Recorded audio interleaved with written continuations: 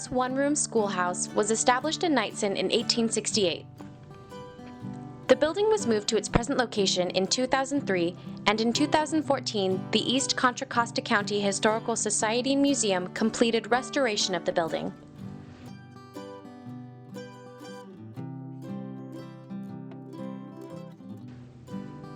It occurred to me that we still have people all around us who attended a one-room schoolhouse. I thought it important that they share their experience with us. My mother, Rose Giannini Pierce, attended Lone Tree School. She did not speak English when she started. She only spoke Italian and Spanish. Her lifetime buddy, Russell DiMartini, went all the way through school with her. He always told the story of trying to get to the water pump first at recesses because with the first gush of water came a frog. As it was then, it is today. A frog is always good for making a little girl scream and run away. The following are a few words from some fine people who attended a one-room school in East Contra Costa County.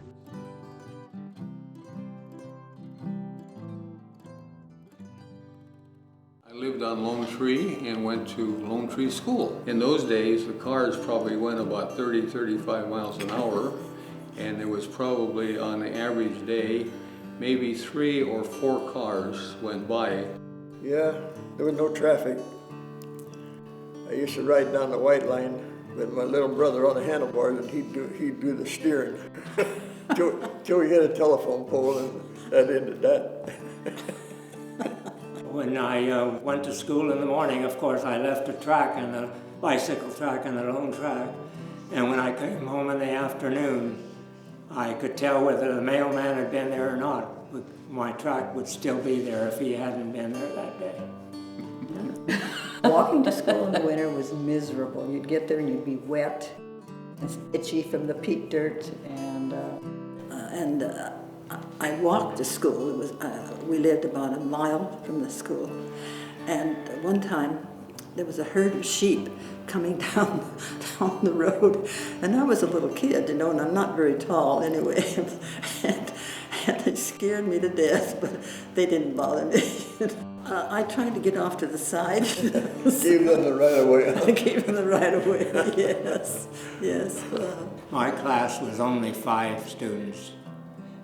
I think Dewey's class there was 3 or something, I don't know. No, I happened to be in one of the biggest classes. Oh, you did? There was 8. Oh, 8, okay. Anyway, these classes were very small.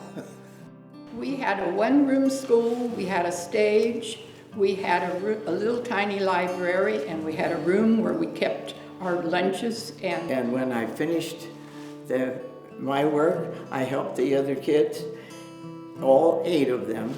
And we did penmanship. I can remember making the circles and going this way. Do you remember that, Barbara? Yeah. Our school didn't have any running water. We had a cistern. The teacher used to haul the water in canteens. I can remember that. I had to carry wood to school, and when they ran out, because we had a wood stove in the corner, we didn't have air conditioning, did we? We opened the windows. Yeah, When it was hot, it was hot. it was hot. That's when a lot of times we ran out of water. Yeah. And we didn't have flush toilets, so we had the outhouses hung over the creek. We had an outhouse for the girls and we had an outhouse for the boys. And we had those soap dishes where you pump them, you know, and every once in a while they would work loose and get cockeyed, so you'd straighten them up, you know, and I don't know what the reason was. Anyway, I was hitting it with my hand. I've still got the scar. I broke the darn glass. Different grades got different papers to do, and there was no talking or horseplay going on. She carried a 1-foot ruler as a pointer, and if you did something that you knew you weren't supposed to do, hold out your hand and you got a little whack on the hand. Well, we were too busy playing baseball and stuff like that to worry about the teacher. And then when you played baseball, the teachers part of the time had to play with us because there wasn't enough kids. We played kickball and Annie over, and We all played together. And it was really kind of remarkable as I remember it, because the first graders were playing with the eighth graders. And I don't remember ever having any problems because of nationality. We just all, we just considered we were all just the same, and we were just going to school.